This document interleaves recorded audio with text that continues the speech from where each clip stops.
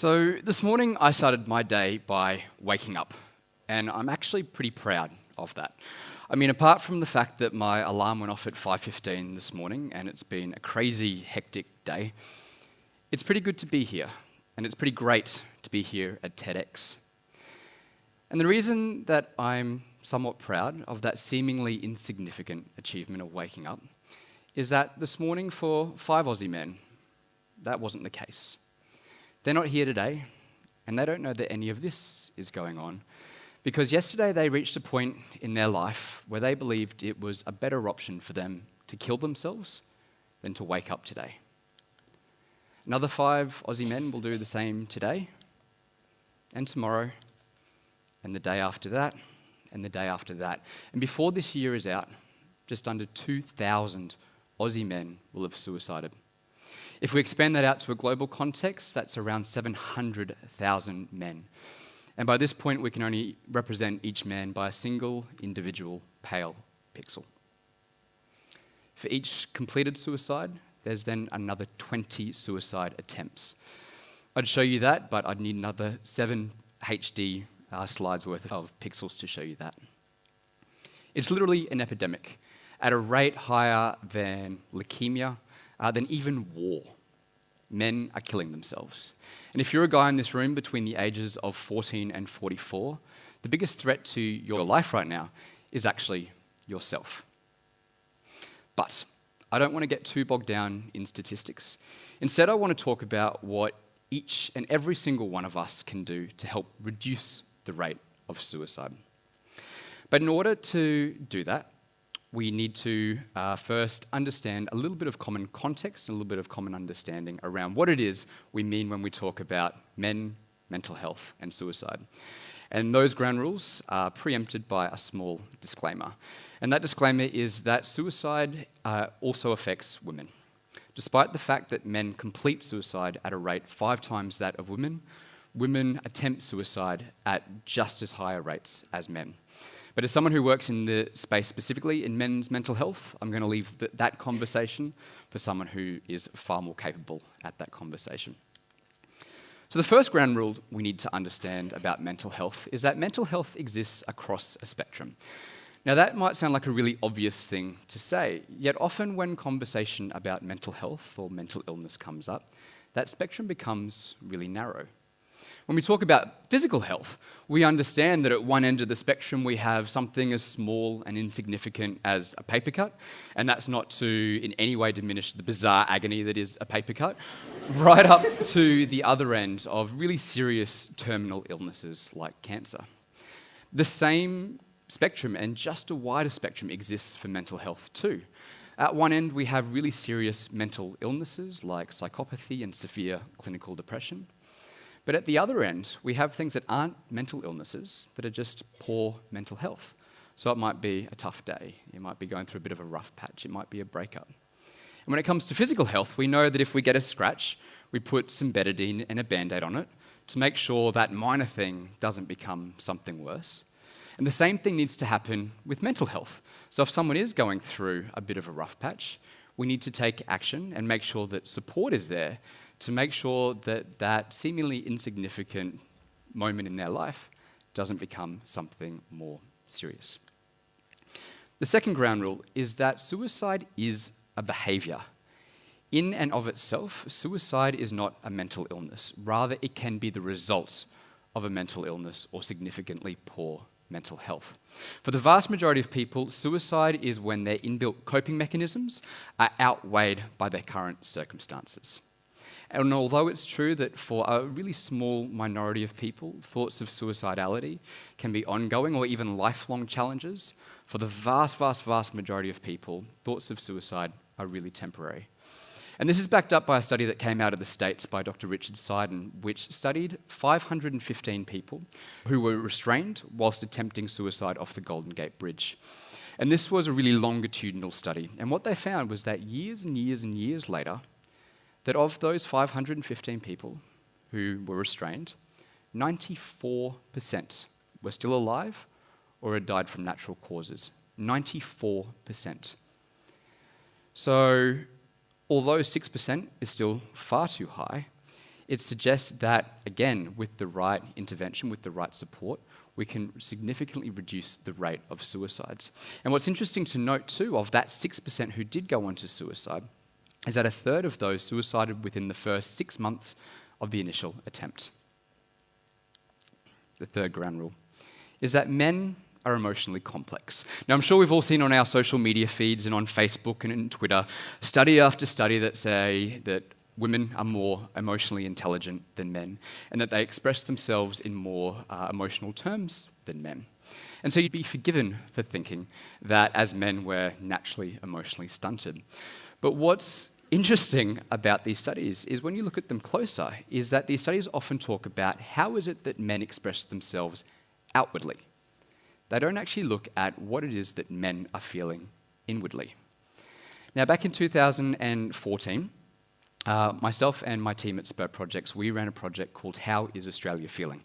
It was an app for smart devices, and we encouraged people across Australia to take part and log their emotions. We asked them to tell us what emotion they were feeling at any given point in time, what intensity that emotion was being felt, and what they were doing at that time.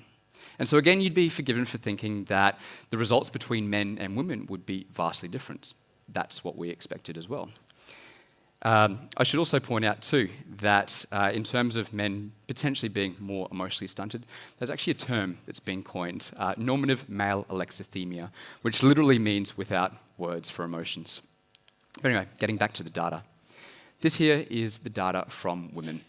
This is the average intensities felt by women. So at one end, 0 is that a particular emotion was felt really weakly, and up the other end, 100 meant that that emotion was being intensely felt. Here's the results of men. We can then break that data down into the individual emotions as well. So here we have the 6 base emotions of the app. Again, here's the results from women, and here's the results of men. Almost identical. So, we're now at a point where we understand that men have all the feels like women do.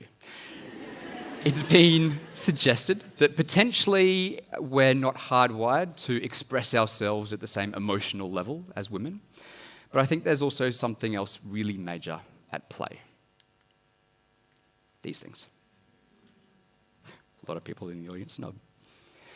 We live in a society where from the youngest age, we're taught almost exclusively that our worth as a human being, as a male, is linked inextricably to our perceived masculinity.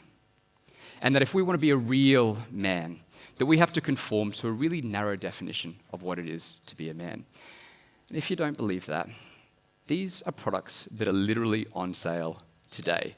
And if you're wondering, the logo for the brose, that is rosé for men, is literally a fist punching through the wine bottle. So we're, I guess, at least at this point in our society where as men we're allowed to dip our toes into the warm pool of femininity, but only if it's accompanied by enough masculine energy to counteract it. And so that brings us to our 2 challenges that I have for you today. The first one is to help undefine masculinity.